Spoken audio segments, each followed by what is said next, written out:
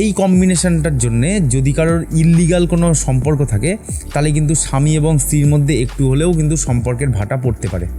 সেজন্যে যাদের secret affair আছে তারা কিন্তু সাবধান।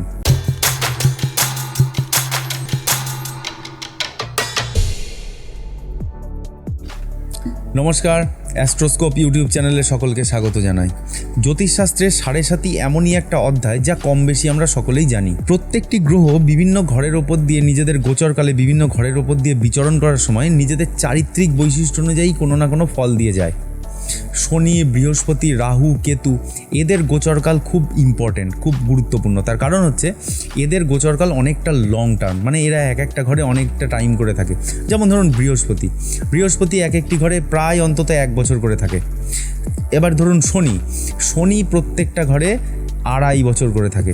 এই শনির গোচরকাল সব থেকে বেশি ইম্পর্টেন্ট জ্যোতিষশাস্ত্রের। তার কারণ হচ্ছে শনি, প্রথম কথা হচ্ছে প্রচণ্ড পাওয়ারফুল প্ল্যানেট, এবং দ্বিতীয়ত শনি নিজের গোচরকালে অনেকটা টাইম করে এক একটা রাশিতে থাকে।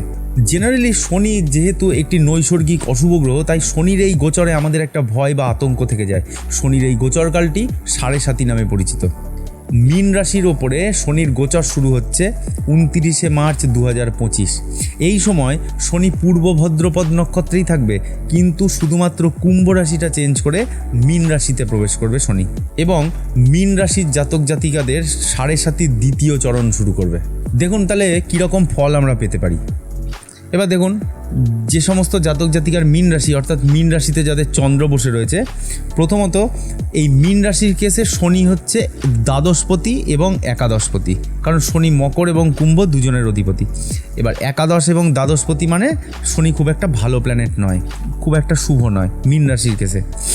এবার মীন রাশির অধিপতি হচ্ছেন বৃহস্পতি, আর এই বৃহস্পতির নক্ষত্রেই কিন্তু ঢুকবে শনি। কোথায়? মীন রাশিতে। তার মানে একটা হেলথ ইস্যু আসার কিন্তু খুব চান্স রয়েছে। এবং বৃহস্পতি রয়েছে কিন্তু মীন রাশি সাপেক্ষে তৃতীয় ঘরে। এই তৃতীয় ঘরটাও কিন্তু খুব একটা শুভঘর নয়। তাই জন্যে কোনো ডিজিজ হলে, কোনো শরীরের রোগ হলে তাতে ডিলে না করে খুব তাড়াতাড়ি ডক্টরের পরামর্শ কিন্তু নেওয়া উচিত। দেখুন, 7.5 সময়ে কিন্তু মানুষের মেন্টালিটি একটু ডিস্টার্ব থাকে। এই মেন্টালিটি ডিস্টার্ব থাকার মধ্যে মীন রাশির মধ্যে কিন্তু বসে আছে আবার রাহু। এই রাহু বসে থাকার জন্যে শনি এবং রাহুর কানেকশানটা হবে, যে কানেকশানটা কিন্তু খুব একটা শুভ কানেকশান নয়। এটা যদি হয় তাহলে অত্যধিক রাগ, অন্য কোনো জিনিসের লোভে পড়ে, মানে লোভের বশবর্তী হয়ে বিভিন্ন ভুল কাজ করা, এগুলো কিন্তু মীন রাশির জাতক জাতিকারা ফেস করবেন।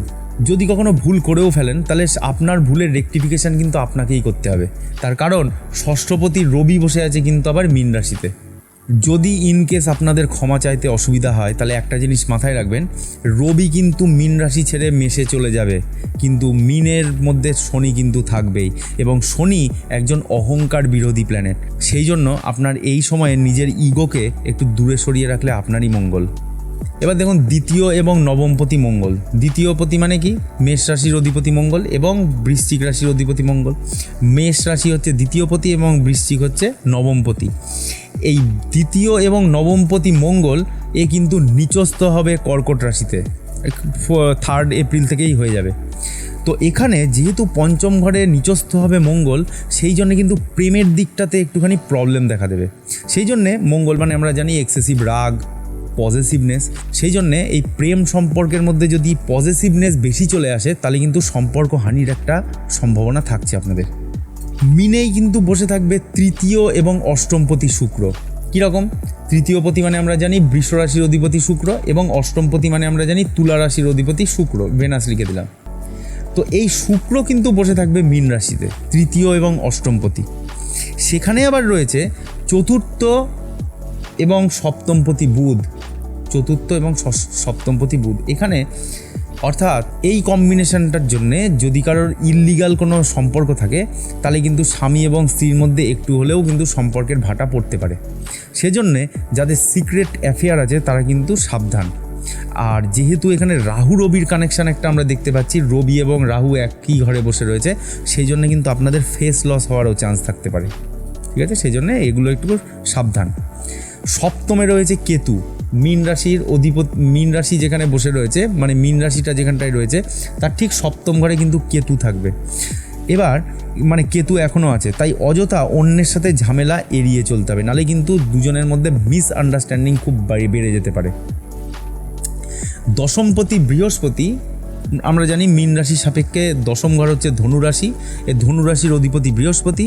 এবার বৃহস্পতি এটা হচ্ছে মীন রাশির সাপেক্ষে 10th হাউস, তার মানে বৃহস্পতি নিজের ঘর থেকে ষষ্ঠ ঘরে ট্রাভেল করেছে, এখান থেকে এই ঘরটা হচ্ছে 6th হাউস। বৃহস্পতি দশমপতি চলে গেছে ষষ্ঠ ঘরে, অর্থাৎ একঘেয়ে কাজ কিন্তু আপনাদেরকে করেই যেতে হবে।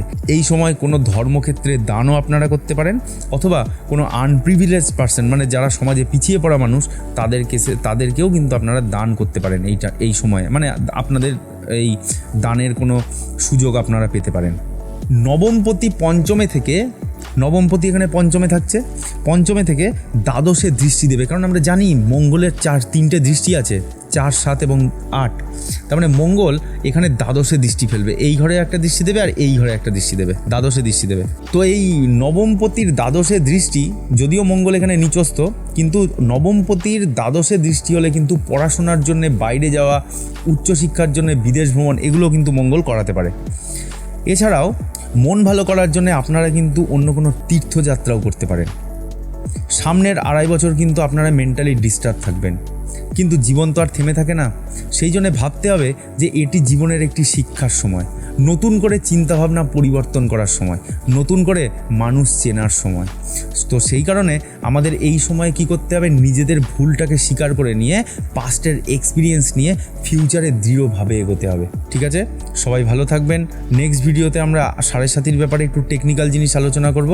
Thanks for watching and please keep supporting.